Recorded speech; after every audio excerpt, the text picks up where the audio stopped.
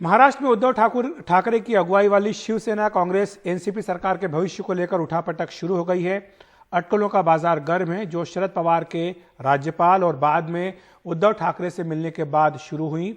उधर बीजेपी नेता नारायण राणे भी राज्यपाल से मिले और राष्ट्रपति शासन की मांग कर डाली। हालांकि पूर्व मुख्यमंत्री देवेंद्र फडणवीस ने कहा कि ये पार्टी की मांग नहीं है। इसी बीच शरद पवार ने कहा कि फडणवीस बेचैन हो रहे हैं, सरकार को कोई खतरा नहीं है।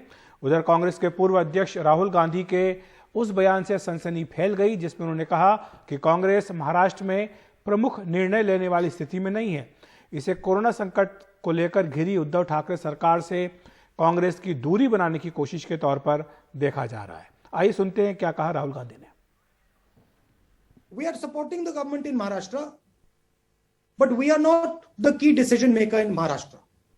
We are the key decision maker in Punjab. We are the key decision maker in Chhattisgarh, in Rajasthan, in Pondicherry. So there is a difference between running a government and supporting a government. और हमारे साथ दो खास मेहमान मौजूद हैं महाराष्ट्र की इस उठापटक पर चर्चा करने के लिए। हमारे साथ चरण सिंह सप्रा साहब हैं जो कि प्रवक्ता हैं कांग्रेस पार्टी के। आपका स्वागत है सप्रा साहब। हमारे साथ प्रमोद स्वामी जी हैं जो कि बीजेपी के नेता हैं। आपका भी स्वागत है प्रमोद जी एनडीटीवी इंडिया पर। चरण जी, सबसे पहले आपसे शुरुआत करूंगा, क्या वजह है कि एक बार फिर से महाराष्ट्र की जो सरकार आपकी चल रही है उसको लेकर उठापटक शुरू हो गई है? ये कहा जा रहा है कि जो है कुछ सरकार का जो अस्तित्व उसके संकट के बादल उस पर मंडरा रहे हैं। देखिए, मैं नहीं समझता हूं कि कोई इस तरह के संकट के बादल मंडरा रहे हैं। दरअसल कोरोना काल में ये भारतीय जनता पार्टी की सियासी चाल है, अब इसको इस तरह से देखना चाहिए।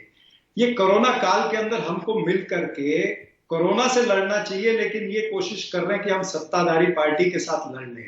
इन्होंने किया क्या है कि पिछले कई दिनों से राज्यपाल के घर पर जाते हैं, वहां पर सारी प्लानिंग होती है।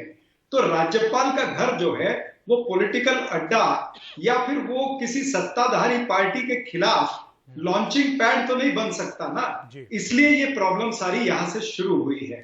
तो ये जो आप देख रहे हैं, पवार भी गए थे मिलने के लिए, वहां तो संजय राउत भी गए थे राज्यपाल के पास।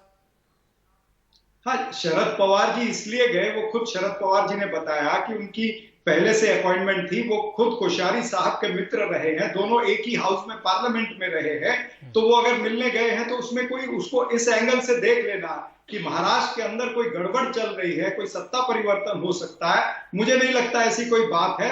और आपको एक बात बता दूं, तीनों पार्टियां कांग्रेस, राष्ट्रवादी कांग्रेस और शिवसेना तीनों मजबूत हैं, तीनों का अच्छा तालमेल है। और महाराष्ट्र विकास आघाड़ी सरकार को अगर भारतीय जनता पार्टी सत्ता बल, बाहुबल और धनबल का उपयोग करके जिस तरह से उन्होंने मध्य प्रदेश में किया, अगर इस तरह की कोई घटना करने का उनका प्लान होगा तो वो विफल हो जाएंगे। ठीक है, मैं प्रमोद स्वामी जी को लाना चाहूंगा। प्रमोद जी, आपने सुना, सीधा सीधा आरोप लगाया जा रहा है आपके ऊपर कि आप वहां पर सरकार को गिराने की कोशिश कर रहे हैं।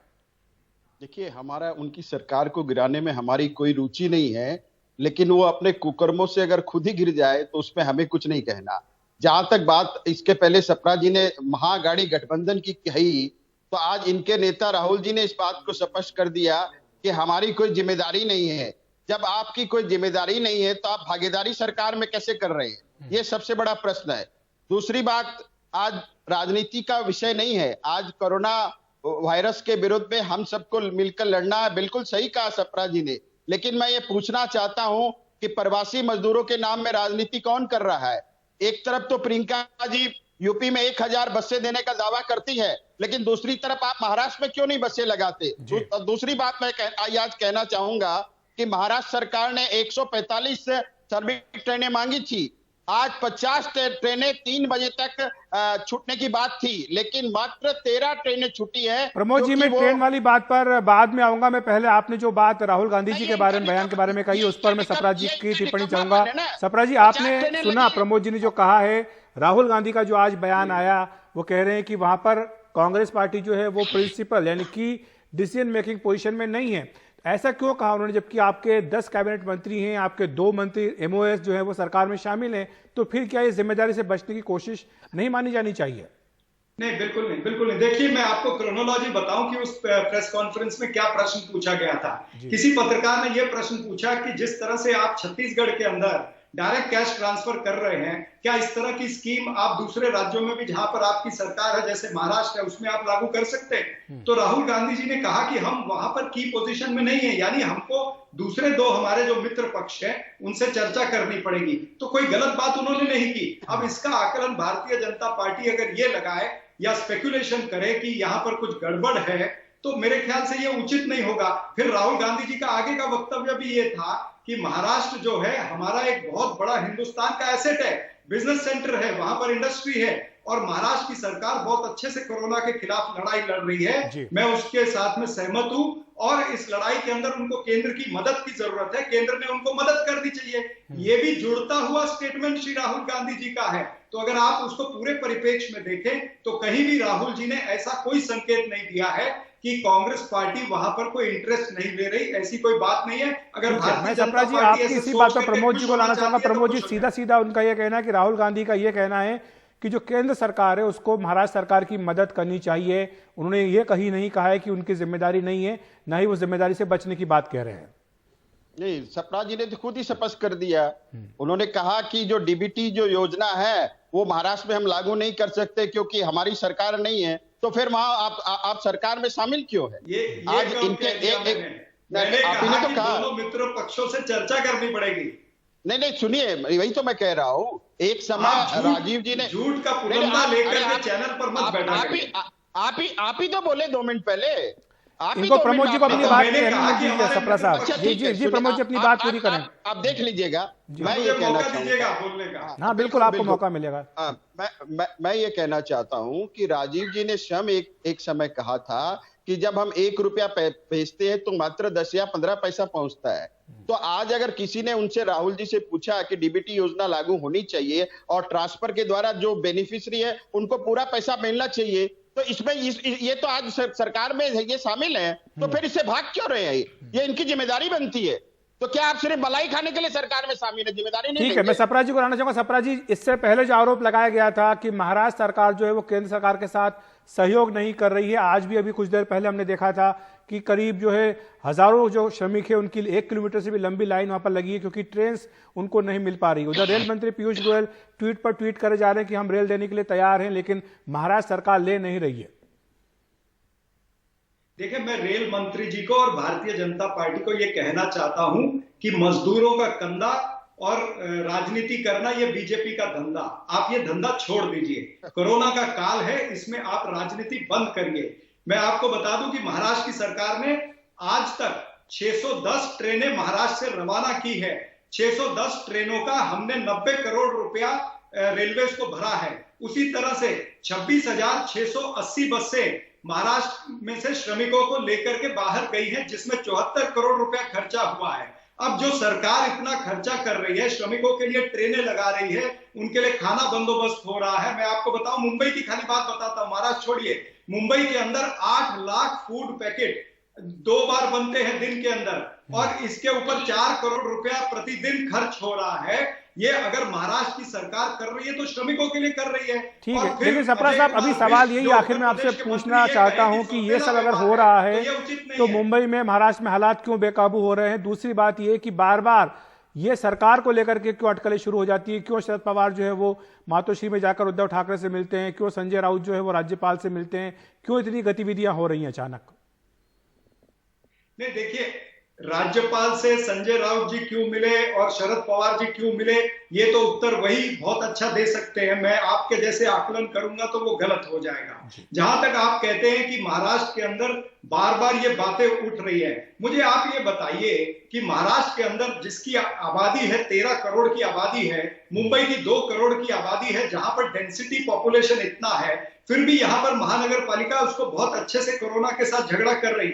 अहमदाबाद में क्या हो रहा है, वहां पर भारतीय जनता पार्टी की नजर नहीं जाती है। अहमदाबाद के अंदर तो हाईकोर्ट ने इनकी धज्जियां उड़ाई है। हाईकोर्ट ने यह कहा है कि अहमदाबाद का हॉस्पिटल जो है वो डूबता हुआ टाइटैनिक है, उसको कबाड़ खाना कह दिया है। और फिर प्रमोद जी, आपका जवाब लेना चाहूंगा कि तो आप महाराष्ट्र की तरफ देखते हैं, आप अपनी ऊपर गुजरात में क्या हो रहा है, गुजरात में किस तरह से लगातार कोरोना के मामले बढ़ रहे हैं कि हाईकोर्ट को भी इस पर टिप्पणी करनी पड़ी है। प्रमोद जी, संक्षेप में आपका जवाब चाहूंगा। प्रमोद जी, महंगे दाम पर खरीद रहे हैं, इनको चुप कराइए। सप्रा जी मेरे पास समय नहीं बचा है। प्रमोद जी का जवाब चाहूंगा आपकी बात पर, उसके बाद में प्रोग्राम खत्म करूंगा। प्रमोद जी, हाँ, महाराष्ट्र सरकार कितनी सिंसियरिटी से काम कर रही है, ये इसी बात से पता चलता है कि उन्होंने 145 श्रमिक ट्रेनों की मांग की। 50 ट्रेनें आज छूटने वाली थी 3 बजे तक, लेकिन मात्र 13 ट्रेनें छूटी। इसी से इनकी सिंसियरिटी की पता चलती है। प्रमोद जी, सवाल तो है कि गुजरात में क्या हो रहा है? गुजरात में इतने केसेस बढ़ रहे हैं कि हाईकोर्ट को भी दखल देना पड़ा है। प्रमोद जी, आप गुजरात की बात क्यों नहीं कर रहे हैं? मैं बोल रहा हूँ भैया, बोल रहा हूँ। दूसरी बात, आज 52,000 से ज्यादा आज केस जो है महाराष्ट्र में है। 1700 से ज्यादा लोगों की आज मौत महाराष्ट्र में हो चुकी है। और महाराष्ट्र में जो टेस्टिंग की कैपेसिटी है वो पर डे 10,000 है। क्या सप्रा जी जवाब देंगे कि मात्र 4,000 टेस्ट आज वहां क्यों हो रहे हैं? आज 18। ठीक है आप, लेकिन प्रमोद जी गुजरात का जवाब आप नहीं देना चाहते हैं। सप्रा जी, आप जो है महाराष्ट्र को लेकर के अपनी बात कह रहे हैं। प्रवक्ता प्रमोद जी देखिए इनका कहना है कि टेस्ट कम हो रहे। महाराष्ट्र के अंदर सबसे ज्यादा टेस्ट हो रहे। आज तक हमने 3,40,000 टेस्ट कर लिए, जिसमें से 2,90,000 टेस्ट जो है वो मात्र मुंबई के हैं। आप ये बताइए कि गुजरात के अंदर पर मिलियन कितना टेस्ट हो रहा है? मैं महाराष्ट्र का आंकड़ा बता देता हूं, आप इस तरह से मत बोलिए। देखिए महाराष्ट्र की सरकार सचेत है। हमने यहाँ पर 95,000 क्वारंटाइन बेड का इंतजाम कर दिया। ठीक है सप्रा जी, आपकी बात भी हमने सुन ली है। प्रमोद जी, आपकी बात भी सुनी है। अभी फिलहाल हम इस चर्चा को यहीं विराम दे रहे हैं, क्योंकि इस चर्चा का फिलहाल कोई अंत होता दिखाई नहीं दे रहा है। फिलहाल हम एक ब्रेक ले रहे हैं।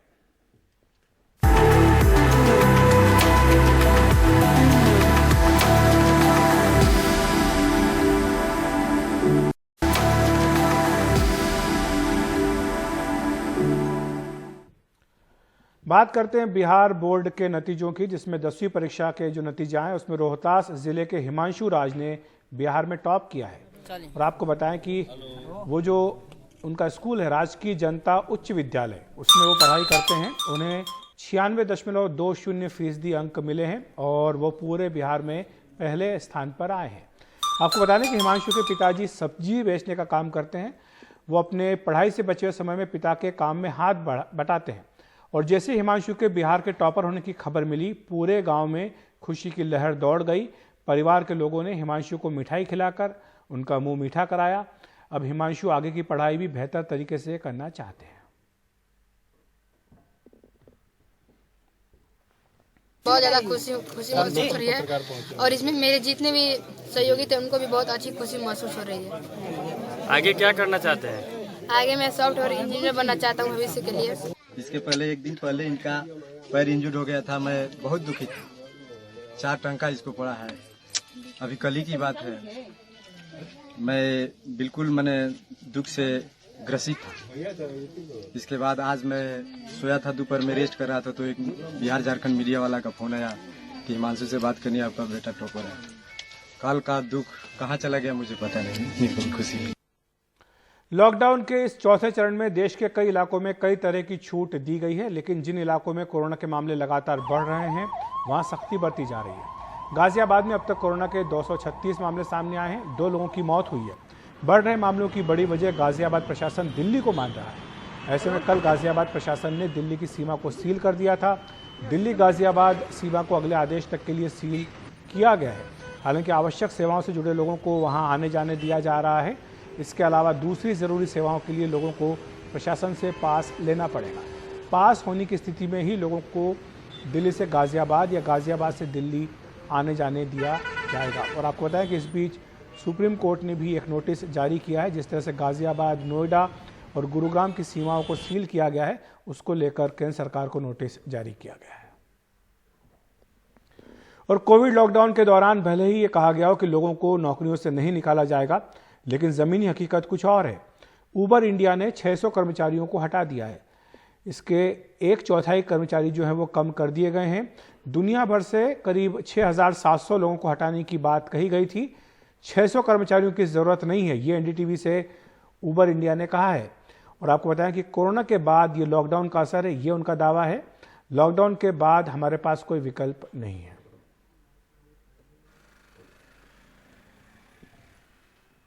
लगभग 2 हफ्तों में इंडिया में बहुत सारी नौकरियां जा चुकी हैं।